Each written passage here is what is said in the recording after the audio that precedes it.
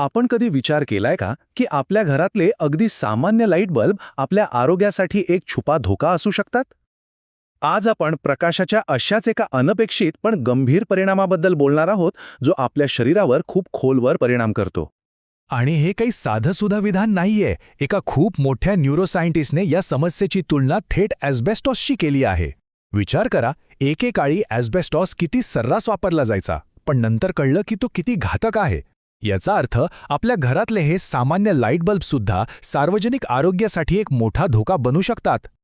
मग हा धोका नेमका आहे तरी काय, हे समजून घेण्यासाठी आपल्याला नैसर्गिक प्रकाश म्हणजे सूर्यप्रकाश आणि आपल्या घरातला कृत्रिम प्रकाश यातला मूळ फरक समजून घ्यावा लागेल. हे असं समजा, सूर्यप्रकाश म्हणजे आपल्या पेशींसाठी एक परिपूर्ण बॅलन्स थाळी आहे. त्यात प्रकाशाचे सर्व रंग असतात, विशेषतः लाल आणि इन्फ्रारेड, जे आपल्या पेशींना ऊर्जा देतात.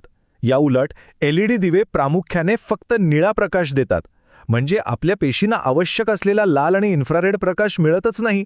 हे म्हणजे रोज एकाच प्रकारचं अपूर्ण जेवण करण्यासारखं आहे. बरं, मग हा जो असंतुलित प्रकाश आहे तो आपल्या शरीरात आत जाऊन नेमकं काय करतो? आपल्या पेशींच्या बॅटरीवर याचा काय परिणाम होतो? तर हा सगळा खेळ आहे आपल्या मायटोकॉन्ड्रियाचा. आता मायटोकॉन्ड्रिया म्हणजे काय? सोप्या भाषेत सांगायचं तर या आपल्या शरीरातल्या प्रत्येक पेशीमधल्या छोट्या छोट्या बॅटरी आहेत. याच बॅटरीमुळे आपल्या शरीराला काम करायला, विचार करायला, किंबहुना जिवंत राहायला ऊर्जा मिळते. आणि सतत या LED प्रकाशात राहिल्यामुळे काय होतं? तर हा असंतुलित प्रकाश आपल्या पेशींसाठी जंक फूडसारखं काम करतो.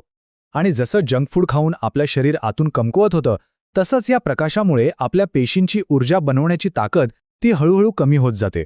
यामुळे मग थकवा, अशक्तपणा अशा अनेक समस्या सुरू होऊ शकतात. पण थांबा, घाबरून जाण्याचं कारण नाही. कारण चांगली बातमी ही आहे की ह्या समस्येवर एक खूप प्रभावी उपाय आहे. आणि तो आपल्या आजूबाजूलाच दडलेला आहे, प्रकाशाच्या त्याच घाळ झालेल्या भागामध्ये. तर हा जो लांब तरंगलांबीचा प्रकाश आहे, म्हणजे लाल आणि इन्फ्रारेड लाईट, तो आपल्या पेशींना अक्षरशः रिचार्ज करतो. कसं? याचे 3 सोपे टप्पे आहेत. पहिला म्हणजे हा प्रकाश आपल्या त्वचेच्या आणि हाडांच्याही आरपार जातो. दुसरा, तो आपल्या मायटोकॉन्ड्रियाच्या आजूबाजूच्या पाण्याला ऊर्जा देतो, ज्यामुळे सगळी प्रक्रिया सोपी होते. आणि तिसरा आणि सगळ्यात महत्त्वाचा, यामुळे पेशींची ऊर्जा बनवणारी जी मोटर आहे ती जास्त वेगाने आणि प्रभावीपणे काम करायला लागते. म्हणजे थोडक्यात आपल्या सेल्युलर बॅटरीला एक सुपरचार्ज मिळतो. आणि जेव्हा या पेशी रिचार्ज होतात, तेव्हा त्याचे आपल्या आरोग्यावर होणारे फायदे ऐकून आपण थक्क व्हाल. आणि हे फायदे फक्त बोलण्यापुरते नाहीत, ते शास्त्रीयदृष्ट्या सिद्ध झालेले आहेत. आता हे बघा, एका स्टडीमध्ये काय दिसलं माहितीये?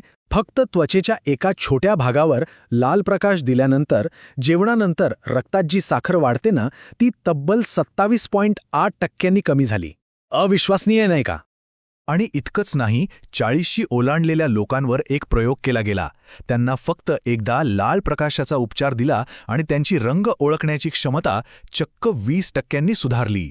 म्हणजे आपल्या डोळ्यांच्या पेशीसुद्धा यामुळे अक्षरशः ताज्यातवान्या होतात. आणि हे फायदे फक्त एका जागी थांबत नाहीत. संशोधनाचं सांगतं की हा लाल प्रकाश आपल्या डोळ्यांच्या पेशींना वयानुसार खराब होण्यापासून वाचवतो. इतकंच काय, पार्किन्सनसारख्या आजारांमध्ये मेंदूला होणारं नुकसान कमी करण्यासाठी तो मदत करू शकतो. म्हणजे काय, तर याचा फायदा संपूर्ण शरीराला होतो. तर मग आता प्रश्न येतो की हे सगळं ठीक आहे, पण आपण आपल्या घरातल्या प्रकाशाचं वातावरण कसं सुधारू शकतो, तेही जास्त खर्च न करता? चला, काही सोप्या गोष्टी पाहूया. आपल्या पेशींना रिचार्ज करण्यासाठी या 4 अगदी सोप्या पायऱ्या आहेत. पहिली, सकाळी उठल्या उठल्या सूर्यप्रकाश घ्या, कारण सकाळी आपल्या पेशी प्रकाश शोषायला सगळ्यात जास्त तयार असतात. दुसरी, घरात शक्य असेल तर LED ऐवजी हॅलोजन बल्ब वापरा, कारण त्यातून सूर्यासारखा पूर्ण प्रकाश मिळतो. तिसरी, घरात झाडं लावा, कारण झाडं आपल्यासाठी फायदेशीर इन्फ्रारेड प्रकाश परत वातावरणात पाठवतात. आणि चौथी, डॉक्टर जेफ्री यांचा एक मजेशीर पण एकदम प्रॅक्टिकल सल्ला, एक कुत्रा पाळा, म्हणजे आपल्याला दिवसातून अनेकदा बाहेर जाण्याचं एक पक्कं कारण मिळेल. आता एक विचार करा, आपण खाण्यापिण्याचं इतकं बघतो, व्यायामाची इतकी काळजी घेतो, पण प्रकाश, ज्याचा आपल्या शरीरातल्या प्रत्येक पेशीवर इतका खोलवर परिणाम होतो, त्याकडे आपण पूर्णपणे दुर्लक्ष करतोय. मग आता आपल्या लाईट डाएटकडे लक्ष देण्याची वेळ आलीये, असं नाही वाटत?